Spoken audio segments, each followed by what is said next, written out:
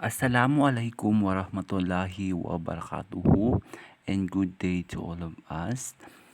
My name is Muhaimin Salim and this is my assigned topic, the husband's right continuation report by Zahera Abdullah. So, the husband's rights. The letter A is the obligation of objects.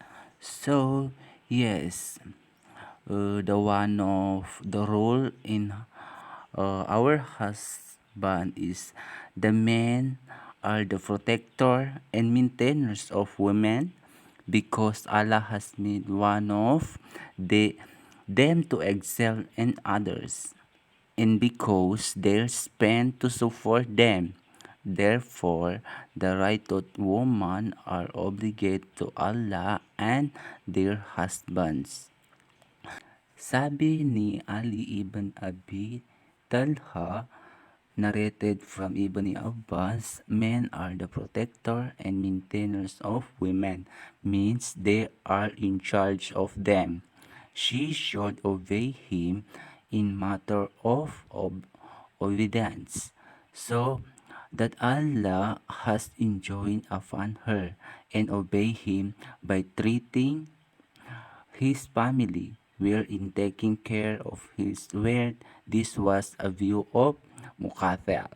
So, so the trait of a right-thought woman is clear from this. So she obey Allah and her husband. So so letter B is making herself available to his wife. So tama. So ang babae is kailangan is maging available kung ano yung kagustuhan ng lalaki. Because one of the right that the husband has over him over his wife is that he should be able to enjoy her physically. If he married a woman and she is able to have intercourse, she is obligated to submit herself to him according to the contract. So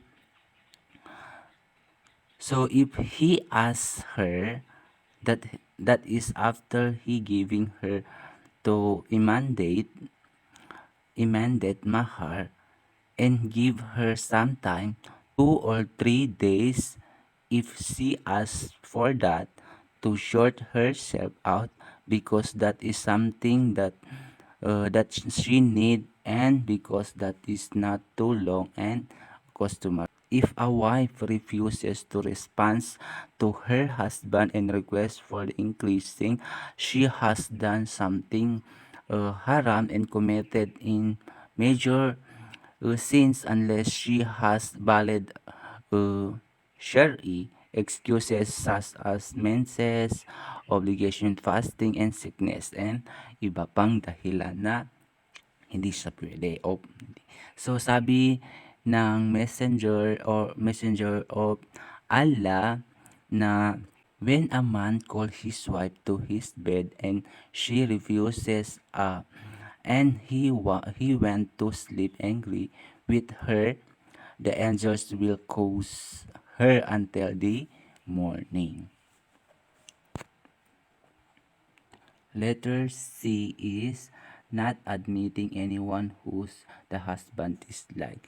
Yes, one of the right that the husband has over his wife to seek should not permit anyone without he dislike to enter the house. So, hindi pwedeng papasukin ng isang babae na walang permiso sa uh, kanyang asawa at wala siyang karapatang magpapasok ng kanilang bahay na walang consent sa kanyang asawa. So letter D is not going out of the house except when the husband refuses. So yes, tama naman. So, walang karapatan yung babae umalis sa kanyang uh, bahay hanggat walang pahintulot ang kanyang asawa. Kanyang asawa, yes. One of the right of the husband over his wife is that she should not go out to house except with his permission. Is discipline. So, di karapatan ng asawang husband is disiplinahin ng kanyang asawa. The husband has the right to discipline her wife in disboying. He is something good, not if she disboying him to something sinful, because Allah has enjoying disciplining woman by forsaking them, if bad is by the hating them when they do not obey. So letter F is the wife serving her husband. Yes, tama. For first of all, by carrying out what is required in his house, such as bringing up and educating the children, preparing the meals and the bed, and so on. Beautifying herself for him.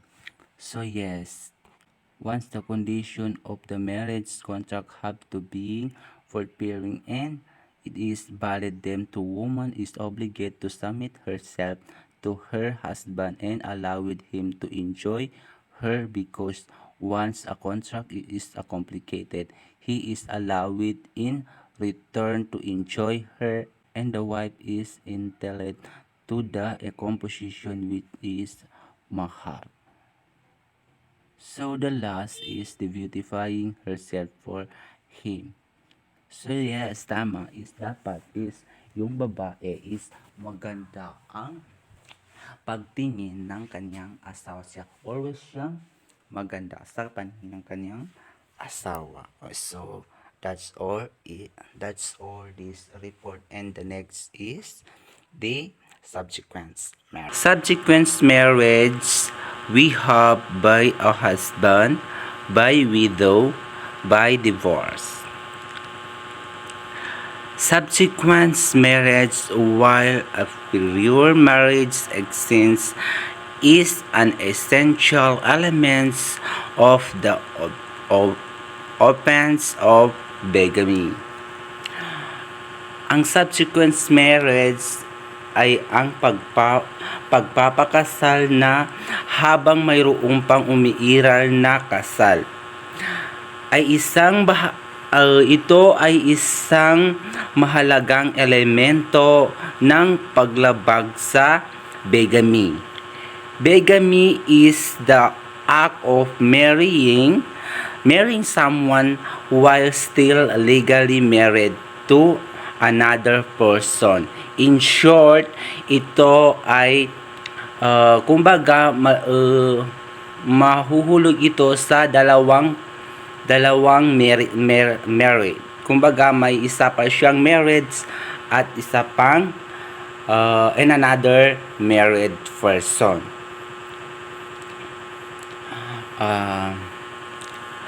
The purpose of going through a contract as a second marriage without dissolving a first marriage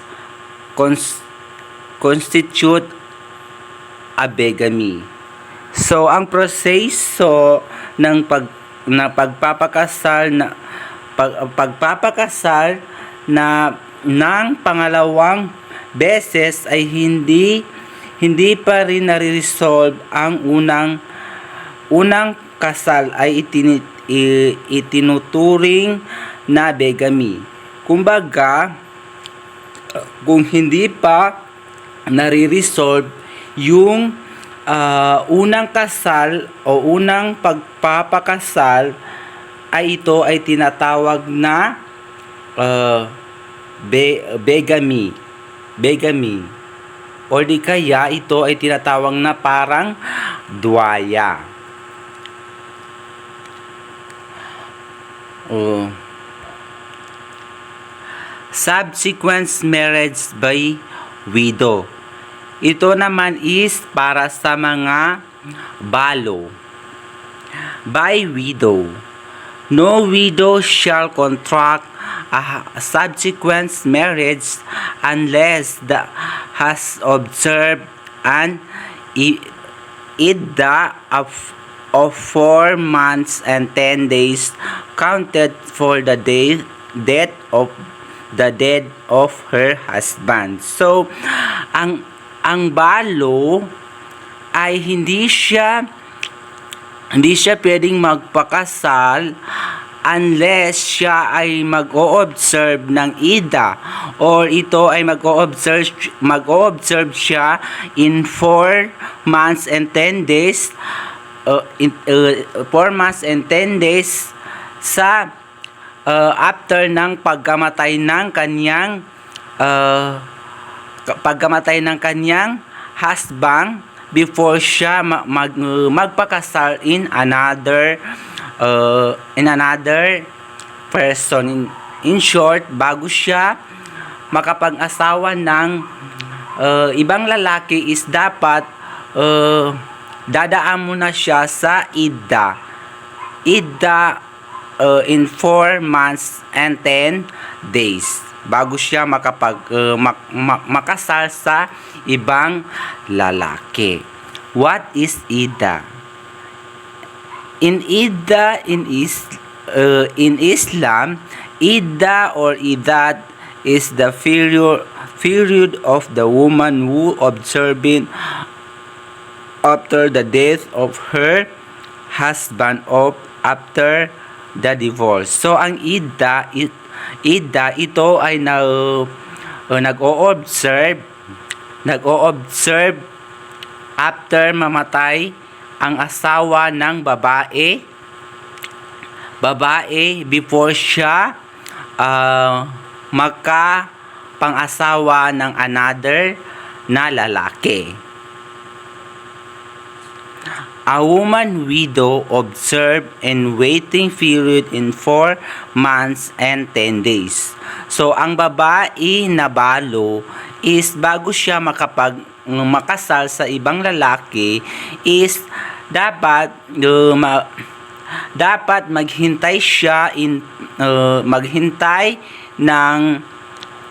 maghintay ng 4 months and 10 days before siya makasal sa another na lalaki sa pagkamatay ng kanyang asawa. During this period, the woman is not to marry another man. So this period is ang babae is during siya ay ginaobserbahan siya in 4 months and 10 days is hindi siya pwede maging married sa another man. In the case of woman become a widow by the actual death of her husband before she can contract a subsequent marriage. So, sa kaso ng isang babae na naging balo ng dahil sa tunay na pagkamatay ng kanyang asawa, hindi siya maaaring magpakasal muli nang hindi naghihintay ng tamang panahon.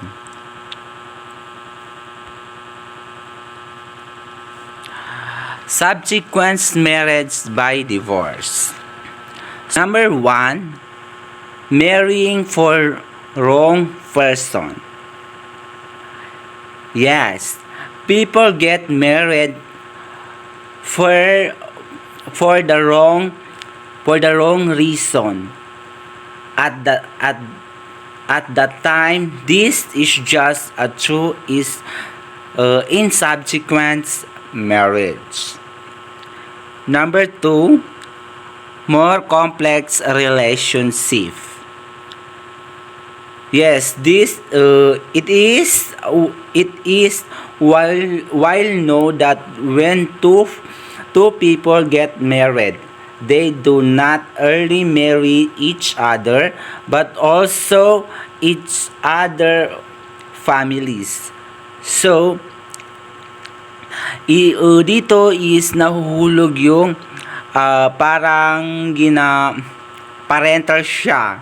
So, minsan hindi nag-work yung kanilang relationship. So, nauuwi lang yung sa divorce.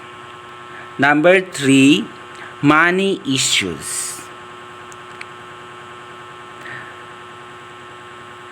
Finance are a concern in many marriages and the reason why so many end in divorce. So because of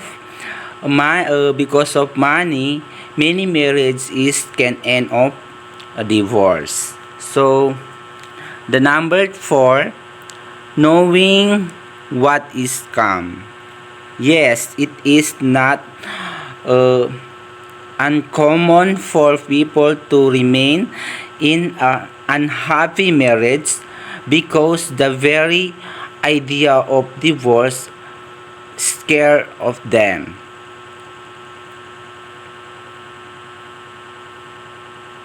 So that's all. Sukran. And wassalamualaikum warahmatullahi wabarakatuh.